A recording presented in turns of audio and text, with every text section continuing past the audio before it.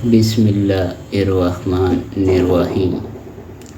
السلام علیکم۔ حضرت عبداللہ بن عمر رضی اللہ عنہ فرماتے ہیں، سیدنا عمر رضی اللہ عنہ نے نبی صلی اللہ علیہ وسلم کے دور میں اپنی شمق نامی جگہ صدقہ کرنے کا ارادہ کیا۔ اس میں کھجور کے درخت بھی تھے۔ سیدنا عمر رضی اللہ عنہ نے نبی صلی اللہ علیہ وسلم سے عرض کیا، اللہ کے رسول، میرے پاس عمدہ قسم کا مال ہے، میں اسے صدقہ کرنا چاہتا ہوں۔ نبی صلی اللہ علیہ وسلم نے فرمایا، اے عمر، اسے اس طرح وقف کرو کہ نہ اسے بیچا جائے، نہ بہیہ کیا جائے اور نہ بطور وراثت کسی کو دیا جائے، صرف اس کی پیداوار مستحقوں پر خرچ کی جائے۔ سیدنا عمر رضی اللہ عنہ نے ایسا ہی کیا اور اسے مساکین، غربا، غلاموں، مسافروں اور رشتہ داروں کے لیے وقف کر دیا، اور سیدنا عمر رضی اللہ عنہ نے اس کے نگران کو معروف طریقے سے اس کا میوہ کھانے کی اجازت بھی دی۔ اس کی بھی اجازت دی کہ وہ اپنے کسی دوست کو کھلانے، لیکن اس کے لیے اسے سرمایہ بنانا یا ذخیرہ کرنا درست نہیں۔ ایک روایت میں ہے کہ سیدنا عمر رضی اللہ عنہ کو خیبر سے ایک قطع ارضی حصہ میں ملا۔ سیدنا عمر رضی اللہ عنہ نبی صلی اللہ علیہ وسلم کی خدمت میں آئے اور عرض کیا، اللہ کے رسول صلی اللہ علیہ وسلم، مجھے ایسا مال ملا ہے کہ پہلے کبھی ایسا مال نہیں ملا۔ آپ صلی اللہ علیہ وسلم مجھے اس بارے میں کیا مشورہ دیں گے؟ نبی صلی اللہ علیہ وسلم نے فرمایا، اگر تو چاہے تو زمین کو وقف کر کے اپنے پاس رکھ، مگر اس کی پیداوار کو صدقہ کر دے۔ چنانچہ سیدنا عمر رضی اللہ عنہ نے اس کا پھل فقراء، غلاموں، عزیز و اقارب، مسافروں اور مہمانوں کے لیے صدقہ کر دیا، جبکہ اس کی زمین نہ فروخت ہوگی، نہ بہیہ کی جا سکے گی اور نہ وراثت میں دی جا سکے گی۔ اس کا نگران اس کا پھل ضرورت کے مطابق کھا لے یا اپنے کسی دوست کو کھلا دے تو اس میں کوئی حرج نہیں، لیکن ذخیرہ اندوزی کی اجازت نہیں ہوگی۔ سیدنا عمر رضی اللہ عنہ کے اس کردار سے ان کی فضیلت کے ساتھ ساتھ بھلائی کے کاموں میں بڑھ چڑھ کر حصہ لینے کا اندازہ ہوتا ہے، اور یہ بھی پتہ چلتا ہے کہ وہ دنیائے فانی پر آخرت کو ترجیح دیتے تھے۔ سیدنا عمر رضی اللہ عنہ اور ان کے صاحبزادے کے لیے رسول صلی اللہ علیہ وسلم کے تحائف۔ حضرت عبداللہ بن عمر رضی اللہ عنہ فرماتے ہیں، ایک دفعہ سیدنا عمر رضی اللہ عنہ نے ایک آدمی کو ریشم کا حلہ بیچتے ہوئے دیکھا۔ سیدنا عمر رضی اللہ عنہ اسے لے کر نبی صلی اللہ علیہ وسلم کی خدمت میں آئے اور عرض کیا، اللہ کے رسول صلی اللہ علیہ وسلم، اسے خرید لیجئے تاکہ وفود کی آمد کے وقت آپ صلی اللہ علیہ وسلم اسے پہن سکیں۔ نبی صلی اللہ علیہ وسلم نے فرمایا، ریشم تو وہ پہنتا ہے جس کا آخرت میں کوئی حصہ نہ ہو۔ کچھ عرصے بعد نبی صلی اللہ علیہ وسلم نے اس جیسا حلہ سیدنا عمر رضی اللہ عنہ کی طرف بھیج دیا۔ سیدنا عمر رضی اللہ عنہ اسے اٹھائے ہوئے نبی صلی اللہ علیہ وسلم کے حضور پیش ہوئے اور عرض کیا، آپ نے یہ لباس مجھے بھیج دیا، حالانکہ آپ نے عطا ردی حلے کے بارے میں یہ الفاظ ارشاد فرمائے تھے۔ نبی صلی اللہ علیہ وسلم نے فرمایا، میں نے اس لیے یہ بھیجا کہ تم اس قیمتی چیز کو بطور مال رکھ لو۔ ایک روایت میں ہے کہ پھر سیدنا عمر رضی اللہ عنہ نے اسے اپنے ایک غیر مسلم بھائی کو مکہ ارسال کر دیا۔ نبی صلی اللہ علیہ وسلم نے عبداللہ بن عمر رضی اللہ عنہ کو بھی تحفہ عطا فرمایا۔ حضرت عبداللہ رضی اللہ عنہ فرماتے ہیں، ہم نبی صلی اللہ علیہ وسلم کے ساتھ ایک سفر میں اکٹھے تھے۔ میں اپنے باپ سیدنا عمر رضی اللہ عنہ کے ایک سرکش اونٹ پر سوار تھا۔ وہ جوان اونٹ تھا، سرکشی کرتا تھا اور آگے نکل جاتا تھا۔ اسے سیدنا عمر رضی اللہ عنہ ڈانٹتے تھے اور واپس پیچھے دھکیل دیتے تھے۔ نبی صلی اللہ علیہ وسلم نے سیدنا عمر رضی اللہ عنہ سے فرمایا یہ اونٹ میرے ہاتھ بیچ دو۔ سیدنا عمر رضی اللہ عنہ نے عرض کیا اونٹ بلا قیمت آپ کی نظر ہے۔ نبی صلی اللہ علیہ وسلم نے پھر فرمایا اونٹ میرے ہاتھ بیچ دو۔ سیدنا عمر رضی اللہ عنہ نے وہ اونٹ رسول صلی اللہ علیہ وسلم کے ہاتھ بیچ دیا۔ نبی صلی اللہ علیہ وسلم نے فرمایا اے عبداللہ یہ اونٹ تیرے لیے ہے، تو اس کا جو چاہے کر۔ بیٹے کی حوصلہ افزائی۔ عبداللہ بن عمر رضی اللہ عنہ فرماتے ہیں ایک مرتبہ نبی صلی اللہ علیہ وسلم نے فرمایا ایک درخت ہے، اس کی مثال مومن کی سی ہے، اس کے پتے نہیں گرتے، بتاؤ وہ کون سا درخت ہے؟ لوگ جنگل کے درختوں کے بارے میں سوچنے لگے۔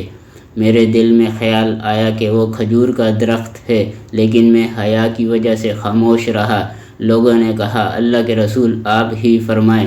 نبی صلی اللہ علیہ وسلم نے فرمایا وہ کھجور کا درخت ہے۔ عبداللہ رضی اللہ عنہ فرماتے ہیں میرے دل میں کھجور کے درخت کا جو خیال آیا تھا اس کا تذکرہ میں نے اپنے باپ سیدنا عمر رضی اللہ عنہ سے کیا تو انہوں نے فرمایا اگر تو جواب دے دیتا تو یہ میرے لیے ایسے بڑے خزانوں سے بھی بہتر ہوتا۔ ابن مسعود رضی اللہ عنہ کو بشارت پہنچانے کی کوشش۔ حضرت عبداللہ بن مسعود رضی اللہ عنہ کی خوشخبری کے بارے میں سیدنا عمر رضی اللہ عنہ بیان فرماتے ہیں ایک دفعہ میں نے ابو بکر رضی اللہ عنہ کے گھر میں رسول صلی اللہ علیہ وسلم سے مسلمانوں کے چند معاملات کے بارے میں رات دیر تک گفتگو کی۔ پھر ہم وہاں سے باہر نکل آئے، کیا دیکھتے ہیں کہ ایک آدمی مسجد میں نماز ادا کرنے میں مصروف ہے۔ نبی صلی اللہ علیہ وسلم وہاں رک گئے، اس کی تلاوت سننے لگے۔ قریب تھا کہ ہم اسے پہچان لیتے کہ اچانک نبی صلی اللہ علیہ وسلم نے فرمایا جو آدمی قرآن کریم کو اسی طرح تر و تازہ پڑھنا چاہتا ہو جس طرح نازل ہوا تو وہ ابن عبد کا لہجہ اختیار کرے۔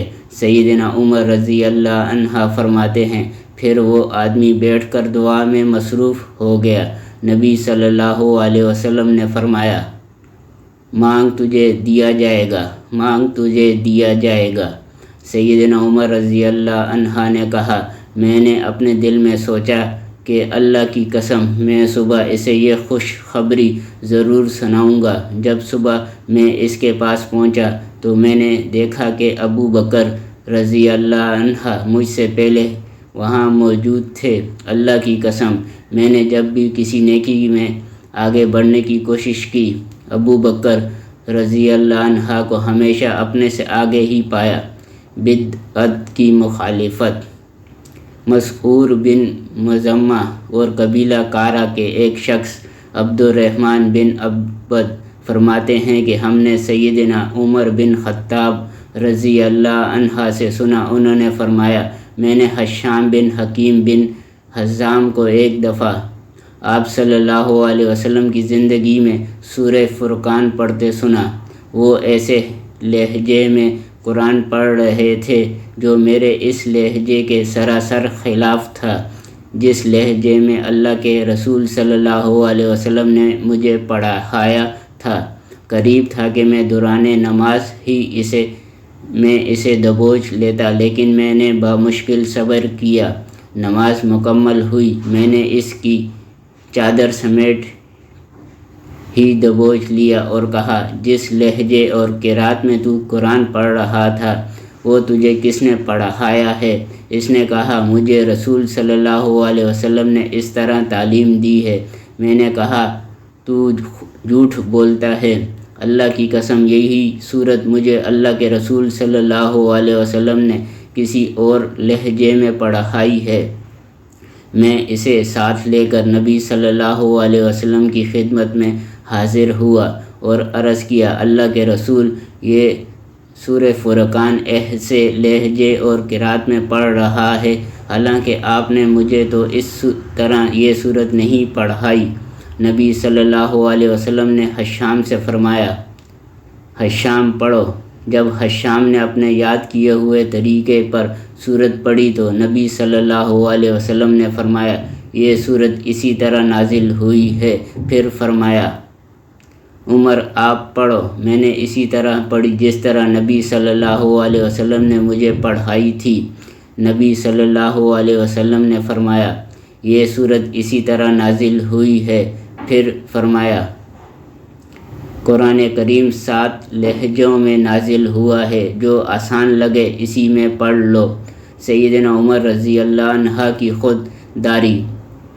عبداللہ بن عمر رضی اللہ عنہ فرماتے ہیں کہ میں نے سیدنا عمر بن خطاب رضی اللہ عنہ سے سنا، نبی صلی اللہ علیہ وسلم نے ایک دفعہ مجھے مال عطا فرمایا۔ میں نے عرض کیا اللہ کے رسول، مجھ سے زیادہ جو محتاج ہو اسے عطا کیجیے۔ نبی صلی اللہ علیہ وسلم نے فرمایا یہ مال لے لو۔ اسی طرح جو مال خود بخود بغیر طمع اور سوال کے حاصل ہو اس کا انکار نہ کرو، اور ایسی صورت نہ ہو تو اس کے پیچھے نہ پڑو۔ سیدنا عمر رضی اللہ عنہ کے لیے رسول صلی اللہ علیہ وسلم کی دعا۔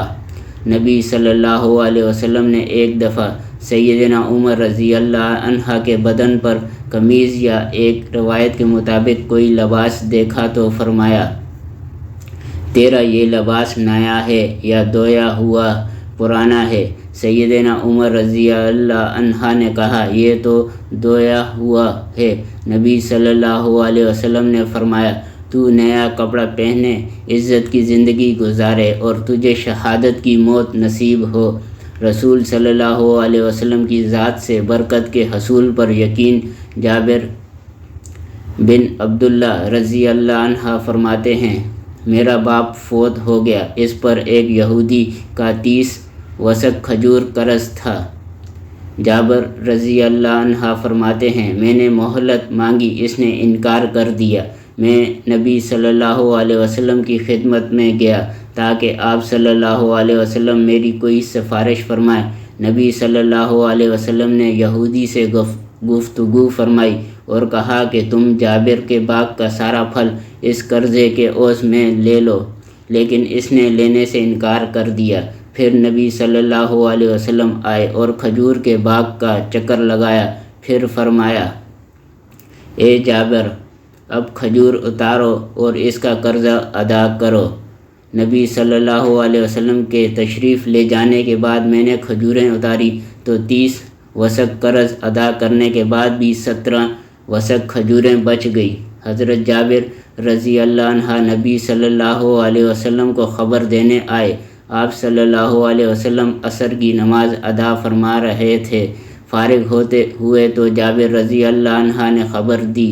نبی صلی اللہ علیہ وسلم نے فرمایا جاؤ ابن خطاب کو بھی اس کی خبر دو۔ جابر رضی اللہ عنہ فرماتے ہیں میں سیدنا عمر رضی اللہ عنہ کے پاس آیا اور انہیں بھی برکت کا قصہ سنایا۔ سیدنا عمر رضی اللہ عنہ نے کہا جب اللہ کے رسول صلی اللہ علیہ وسلم نے تیرے باغ کا چکر لگایا تھا مجھے علم ہو گیا تھا کہ اس باغ میں ضرور برکت ہوگی۔ والسلام جاری ہے۔